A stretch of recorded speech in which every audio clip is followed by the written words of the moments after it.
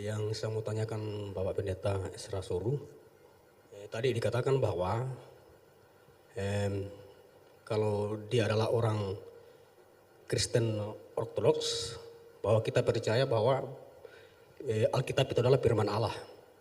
Yang menjadi pertanyaan saya di sini adalah, kalau Alkitab adalah firman Allah, bagaimana dengan kata-kata setan atau bahasa-bahasa iblis dalam Alkitab? La ilaha illallah Muhammadun Rasulullah alaihi salatullah wa alihi wal ahibba.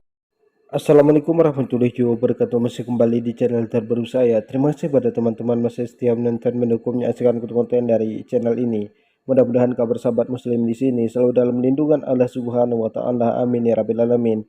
Jadi tentunya kita sudah mendengarkan bagaimana pertanyaannya.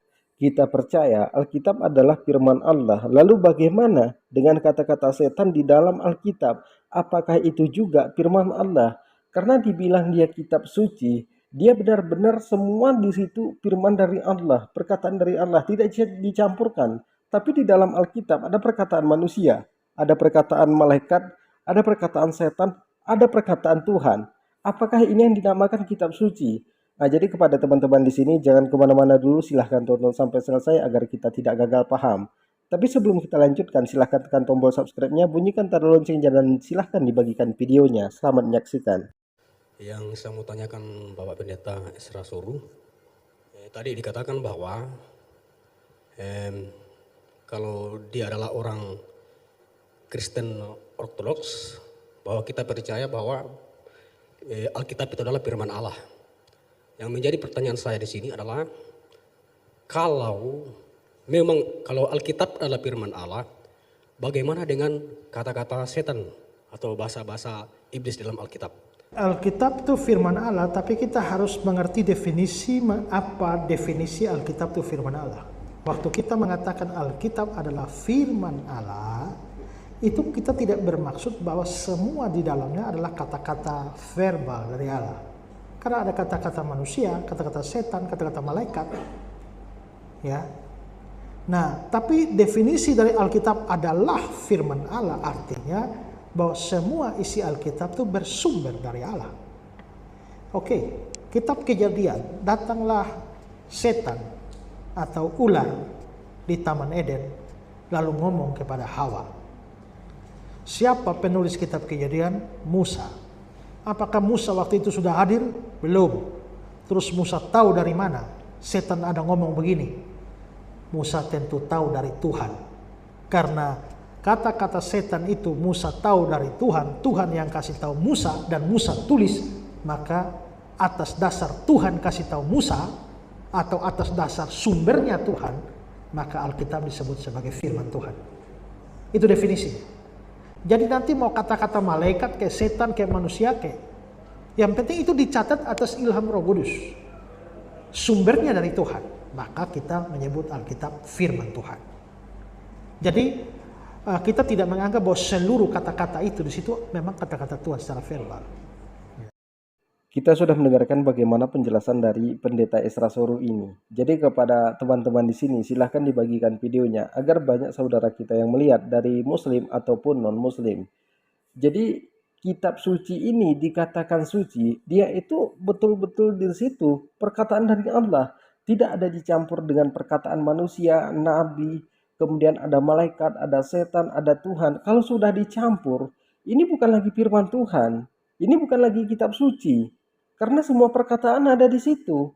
Al-Quran dari 6.666 ayat, itu semuanya firman dari Allah Subhanahu wa taala. Tidak ada satu perkataan pun di situ ucapan dari Nabi Muhammad SAW. Jadi kalau mereka mengatakan bahwa Al-Quran itu karangan dari Nabi Muhammad, kalau Al-Quran ini karangan dari Nabi Muhammad, tentu banyak kesalahan di dalam Al-Quran ini. Tentu bertentangan dengan sains, teknologi, embriologi, bertentangan dengan penciptaan langit. Tapi sebaliknya, kita lihat di dalam Alkitab. Di dalam Alkitab dikatakan bahwa langit ini punya tiang. Kalau langit ini punya tiang, otomatis pesawat yang lewat sudah menabrak tiang langit ini. Langit ini akan runtuh. Dikatakan di dalam Alkitab bahwa fungsi bukit itu, gunung, itu untuk menahan goncangan gempa. Kalau fungsi gunung ini untuk menahan goncangan gempa, otomatis orang yang tinggal di pegunungan tidak akan pernah merasakan gempa. Tapi buktinya bisa kita lihat, orang yang tinggal di pegunungan lebih sering dia merasakan gempa. Ini yang namanya bertentangan dengan sains, teknologi, meteorologi. Dikatakan di dalam Alkitab tentang sainsnya, di mana di situ dituliskan bahwa ular itu makan debu, singa makan jerami. Tercipta dulu binatang daratnya, baru tercipta burung. Burung ini kan binatang darat. Nggak ada ular makan debu, nggak ada singa makan jerami. Jadi ini yang dikatakan bertentangan dengan sains, teknologi, meteorologi. Makanya kesaksian dari para murtadin itu tidak pernah mereka bersaksi mereka masuk Kristen itu karena Alkitabnya.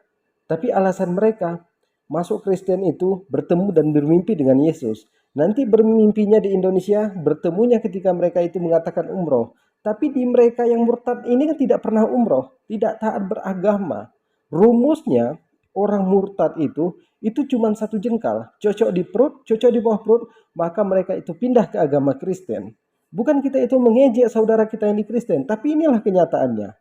Silahkan cek para murtadin itu, di mana mereka itu mengatakan orang yang taat beragama, kemudian mereka itu mabuk-mabukan, kemudian mereka itu menemukan kesalahan di dalam Al-Quran.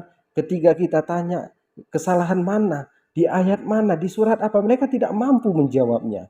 Jadi rumusnya orang murtad itu cuma satu jengkal, cocok di perut dan cocok di bawah perut, maka mereka itu murtad.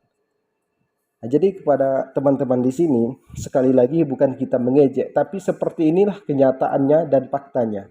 Nah, jadi mungkin cukup sekian, silahkan dibagikan videonya. Assalamualaikum warahmatullahi wabarakatuh.